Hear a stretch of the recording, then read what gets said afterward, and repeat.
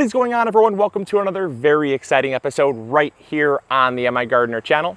In today's episode, I have another complete growing guide for you all, and this one I am very excited about.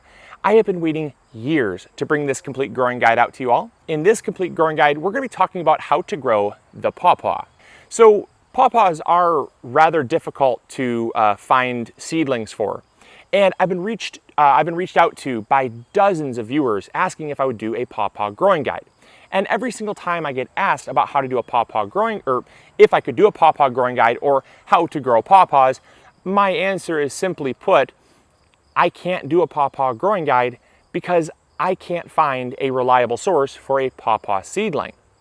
Paw Paw seedlings are very tricky to start from seed. The germination rate on seeds is very low.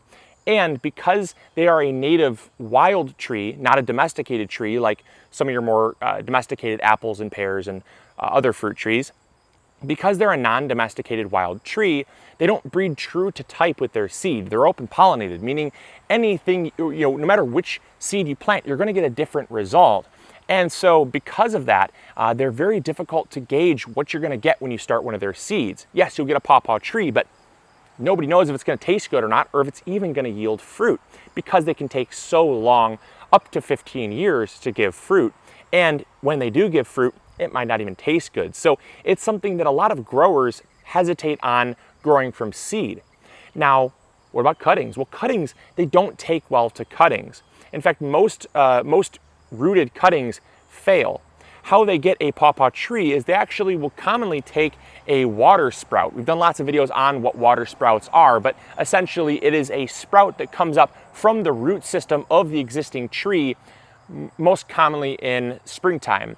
And what they'll do is they will take a saw and basically sever off that water sprout with a few remaining roots. That is a genetic clone of whatever that tree originally was. And what they will do then is they will grow that out as a tree. Now they can sell that commercially, or they can graft a desirable Paw Paw onto the rootstock of that Paw Paw. And that is most commonly about how 80% of all Paw Paws become commercially available. It's just a very short supply. There's not a good place to find a large amount of them. So if you can find one, pick it up. So Paw Paws are native to this region of Michigan. However, we're at the far north of their survivability range. Here in Michigan, we're in Zone 6A, and Zone 6A is kind of the top threshold of where they're going to be able to survive. Now, they do much better in the central Midwest, somewhere along the lines of Tennessee, Kentucky, that area of the Midwest, because of the fact that they do better in like Zone 7 and 8. Now, Paw Paws can survive up here in Michigan. You just want to make sure that you give them a place that's going to be protected, because they don't like strong winds. That's why we put them against this fence line here. Paw Paws are traditionally an understory tree. That means they grow underneath other trees. They don't like to be in full sun, though they can survive in full sun. The reason why I'm putting them by this fence line here is because we do get nice, good full sun, but we also get protection from those harsh winds in the wintertime. That's what I'm really trying to protect them from. They don't like that harsh, cold, cutting wind that can kill them. So that's why I'm putting them up against this fence line here. That's going to give them a little bit of shelter and a little bit of microclimate. So that's going to hopefully kind of move us down south a little bit without actually moving us down south. Another good option is you can plant them next to a brick wall on the side of your house. Just make sure it's a south-facing wall. That way the sun is going to heat up that wall on your house, and it's going to radiate it out throughout the nighttime, providing it with anywhere from about 10 to 15 degrees of frost protection, additionally from whatever the ambient temperature is outside. So just a few tips for you in terms of location. Now, the soil type that Paw Paws like to live in, because they are a native non-domesticated tree, is they really like to grow in what they would find in their natural habitat. And because they're an understory plant, they like to be in really well-draining, fertile soil. Now think of a forest. A forest floor is rich in humus. So we've picked a spot here that actually has a lot of aged wood chips. We've been throwing wood chips here for the past 5 years. They've been breaking down in exactly what a forest floor would provide. If you can't find that, just get some really good compost here. I'm also going to add this to the planting hole but this is a forest floor compost mix. What you'll notice is basically they take a mulch and they compost this down, and it's a really good option if you don't have already good soil. It's so important that we add a well-draining compost because of the fact that they do not have a very deep root system. Pawpaws have a very shallow, kind of almost like a medium depth root system. They don't have deep roots like an oak tree. They grow much more along the top of the soil and creep their roots along the top than they do burying deep down. So it is important that when we grow these, that we add a nice amount of mulch. This wood chip mulch is going to be a great option because of the fact that they don't have those deep roots. We don't want them drying out. In the woods where they're commonly found, they'll have lots of canopy cover, and they'll also have lots of leaves and other debris that'll help to kind of protect the soil and mulch the soil. So we're going to be relying very heavily on this wood chip mulch to do that. When it comes to soil pH, you don't really have to worry too much because of the fact that they are, again, a native non-domesticated tree.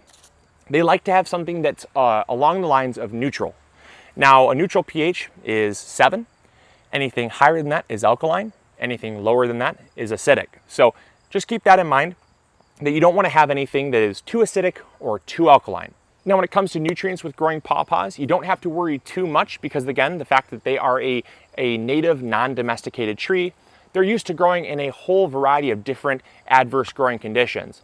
They do like lots of nitrogen because the fact they have large leaves. These leaves take lots of nitrogen to be produced. Anytime you're dealing with leaves, you're dealing with nitrogen. So just make sure that you add lots of nitrogen to your soil, or if you're using a good compost, that's going to have lots of nitrogen, or a well-balanced fertilizer. We're going to be using a good compost plus a good fertilizer just to make sure that it has enough nutrients to get it growing, get it started, get it established, and get it off to the races. So we are using Trifecta Plus, which is a 5-10-4. That's 5% nitrogen, 10% phosphorus, and 4% potassium. You don't have to worry as much about phosphorus and potassium because it's not doing a whole lot of fruiting yet, and it's not doing a whole lot of flowering. And the root development pretty much will happen naturally. You don't really have to encourage root development. So phosphorus and potassium are kind of a secondary concern. Just make sure you're using something well-balanced, but primarily high in nitrogen. That being said, the only other thing that I'd really be concerned about, that I've ever come across being concerned about with growing pawpaws, is the drainage. Now, drainage will naturally come with using a good quality compost. You want to make sure that it has good drainage. Pawpaws do not like wet feet. They will suffer from root rot very easily. So just make sure that you have a good, well-draining mix. I cannot stress this enough. Now, when it comes to watering, you want to make sure that you do water these on a regular basis. But because they don't like too much water, the soil type that you choose will kind of prevent any overwatering issues.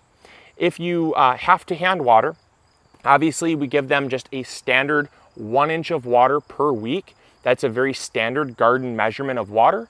That equates to roughly about a ½ gallon per week. Now, the last thing before we get this planted that I thought I'd mention is when it comes to plant care. Now, a lot of people want to keep their fruit trees properly pruned so that you can harvest fruit. That is a big no-no when it comes to growing pawpaws. Pawpaws, because they are non-domesticated, need to be grown non-domesticated. Let them grow wild. Do not prune them. If you prune them, there have been many studies that have shown it adversely affects their fruit yields. So if you want to get lots of fruit, don't prune your pawpaws. Pawpaws like to grow out, not up. They'll only get about 10 to 15 feet tall, but they will grow out nice and wide, between 12 and 15 feet wide. So as tall as they get, they will also get that wide. Just keep that in mind. Don't prune your pawpaws. They'll naturally grow fairly semi-dwarf because they're an understory tree. They don't need to grow 25, 30 feet tall like big oak trees. This is going to be a good spot. You'll notice as we're digging down here, there's lots of really beautiful dark soil. Check that out. This is from all of this wood chip mulch that's been here for 4 or 5 years breaking down. We're just going to dig this hole here. I'm going to add this really good aged compost.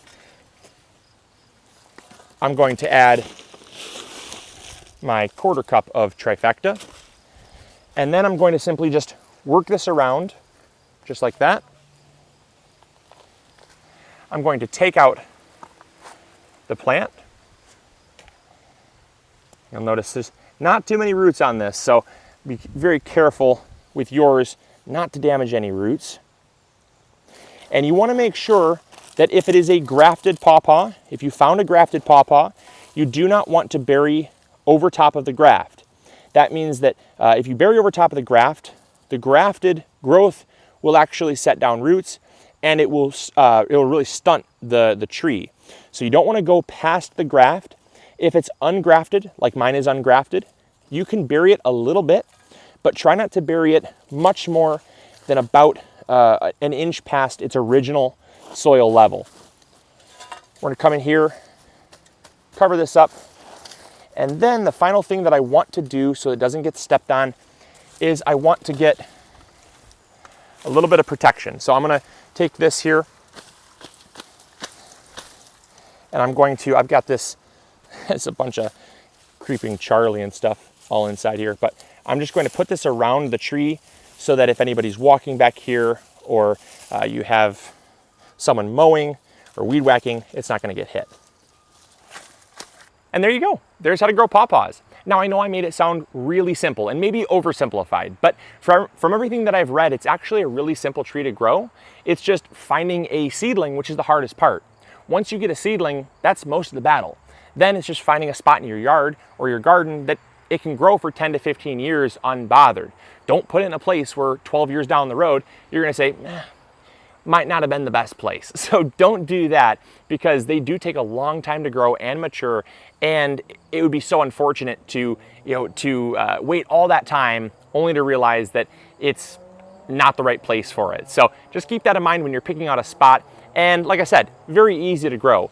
All in all, definitely recommend trying them. It's certainly not for everybody, but I can say it definitely has a home in our garden, and I am really excited to follow up as this pawpaw tree grows. Pawpaws are something that in our area, they're kind of like a rock star status.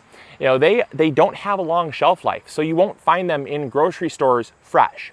You might be able to find some frozen, and there are certainly some specialty stores that do sell them dried, but it's something that finding them fresh, you can really only do when either foraging or talking to someone that has a tree growing near them or around them that they know about. If you are interested in learning more about the pawpaws, I'd recommend checking out these 2 places, because for any pawpaw enthusiast, you pretty much have to check it out.